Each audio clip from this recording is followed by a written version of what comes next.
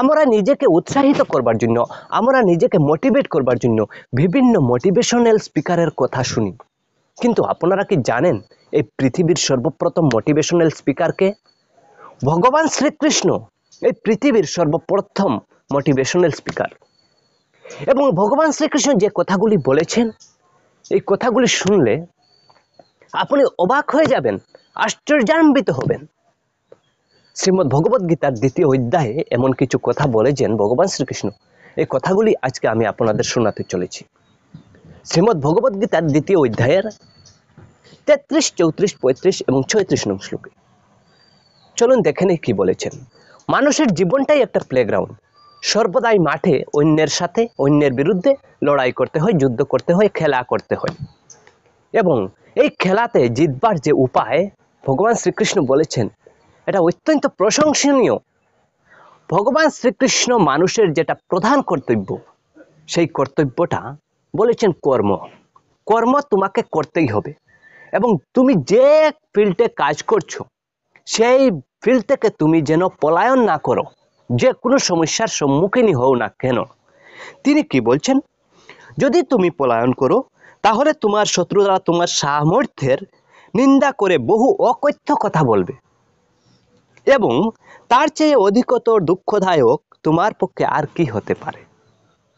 কখনো নিজেকে দুর্বল না ভেবে কাজ অবশ্যই করতে হবে।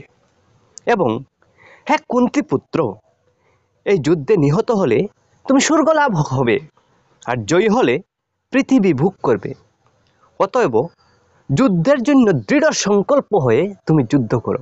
তুমি যে কাজে লেগেছো সংকল্পবদ্ধ হয়ে যাও এবং তুমি কাজটা করো। এবং সুখ দুঃখ লাভ ক্ষতি জয় পরাজয়কে সমান জ্ঞান করে তুমি যুদ্ধের নিমিত্তই যুদ্ধ করো। এটা তোমার কর্তব্য ভেবে, এটা তোমার ডিউটি ভেবে তুমি যুদ্ধ করো। তাহলে তোমাকে পাপের ভাগী হতে হবে না। তাহলে এই শ্লোকগুলো আমরা বিস্তারিত উচ্চারণ এবং এর অর্থ ভালোভাবে শিখব। আপনারা ভিডিওটি সম্পূর্ণ দেখবেন। অথ চেত্যম ইমম ধর্ম্যম, অথ চেত্যম ইমম ধর্ম্যম সংগ্রামম ন করিষ্যসি, সংগ্রামম ন করিষ্যসি ততঃ সধর্মম কীর্তিম চ, ততঃ সধর্মম কীর্তিম চ হিত্বা পাপম অবাপ্স্যসি, হিত্বা পাপম অবাপ্স্যসি। এই শ্লোকটির কঠিন শব্দগুলোকে আমরা আলাদা আলাদা করব এবারে। অথ চেত ত্বম ইমম ধর্ম্যম, অথ চেত্যম ইমম ধর্ম্যম সংগ্রামম ন করিষ্যসি, সংগ্রামম ন করিষ্যসি ততঃ সধর্মম কীর্তিম চ, ততঃ সধর্মম কীর্তিম চ হিত্বা পাপম অবাপ্স্যসি, হিত্বা পাপম অবাপ্স্যসি। তো ঠিক এইভাবে আমরা পড়ব। তো এই শ্লোকটির অর্থ হলো, আর যদি তুমি এই ধর্মযুক্ত যুদ্ধ না করো, তবে স্বধর্ম এবং কীর্তি পরিত্যাগ করে অর্থাৎ হারিয়ে পাপ প্রাপ্ত হবে, অর্থাৎ পাপের ভাগী হবে তুমি। তোমার কাজকে যদি তুমি ছেড়ে দাও, তাহলে তুমি পাপের ভাগী হবে। এই কথা ভগবান শ্রীকৃষ্ণ অর্জুনকে বোঝাচ্ছেন।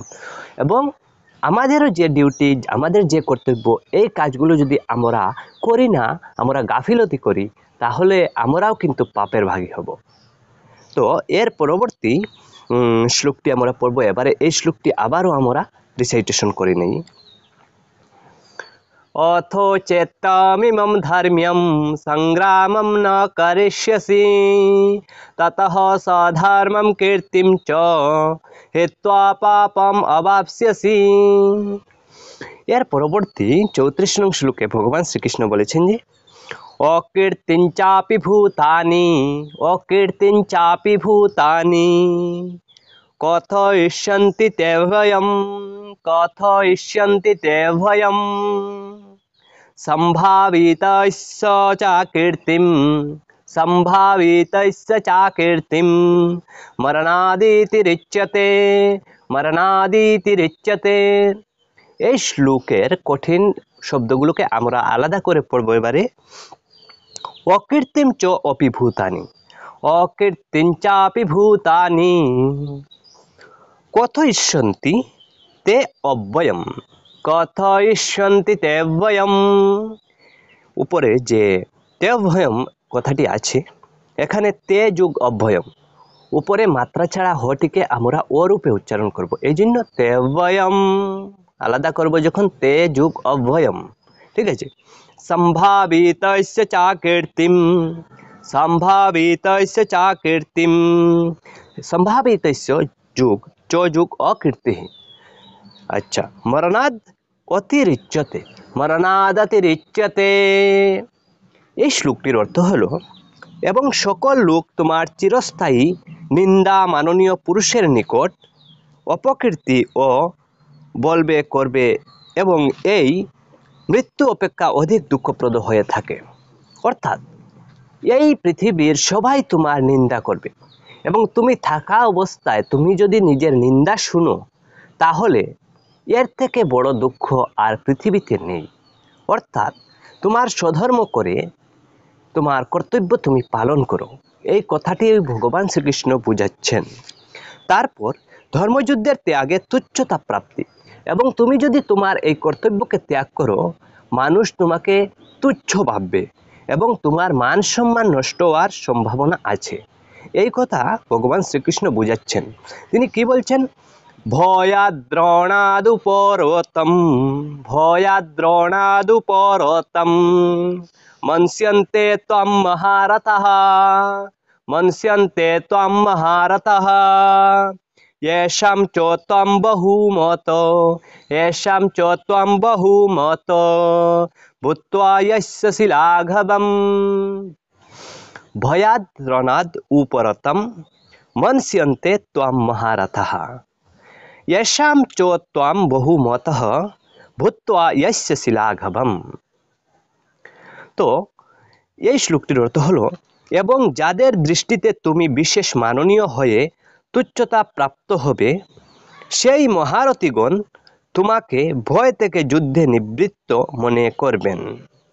অর্থাৎ ভয়ের কারণে তুমি যুদ্ধ থেকে নিবৃত্ত হয়েছ, এই কথা ভাববেন যাহারা তোমাকে অত্যন্ত সম্মান দিতেন, যাহারা তোমাকে ভয় পেতেন। অতএব তোমার যুদ্ধ না করাটা সাজে না, তুমি যুদ্ধ করো, লেগে যাও, এবারে আমি তোমার সাথে আছি, এই কথা ভগবান শ্রীকৃষ্ণ বলছেন। অবাচ্যবাদাংশ্চ বহুনো, অবাচ্যবাদাংশ্চ বহুনো বদিষ্যন্তি তবাহিতঃ নিন্দন্তস্তব সামর্থ্যম, নিন্দন্তস্তব সামর্থ্যম তত দুঃখতরম নু কিম, তত দুঃখতরম নু কিম। এই শ্লোকটির কঠিন অক্ষরগুলোকে আমরা আলাদা করব। অবাচ্যবাদান চ বহুন বদিষ্যন্তি তব অহিতা, অবাচ্যবাদাংশ্চ বহুন বদিষ্যন্তি তবাহিতা নিন্দন্তঃ তব সামর্থ্যম, নিন্দন্তস্তব সামর্থ্যম ততঃ দুঃখতরম নু কিম, ততঃ দুঃখতরম নু কিম, তত দুঃখতরম নু কিম। এই শ্লোকটির অর্থ হলো, তোমার শত্রুরা তোমার সামর্থ্যের নিন্দা করে অনেক অকথ্য কথা বলবে, তার চেয়ে অধিক দুঃখের আর কি আছে। কত সুন্দর বোঝাচ্ছেন ভগবান শ্রীকৃষ্ণ অর্জুনকে, এবং এই কথাগুলো আমাদেরও বোঝা উচিত, আমাদেরও মানা উচিত, আমাদেরও পালন করা উচিত। অতএব এই ভিডিওটি এখানেই সমাপ্ত করলাম। এর পরবর্তী ভিডিওতে আমি বাকি শ্লোকগুলো আপনাদের সামনে নিয়ে আসব। আপনারা অবশ্যই চ্যানেলটি সাবস্ক্রাইব করে চ্যানেলটি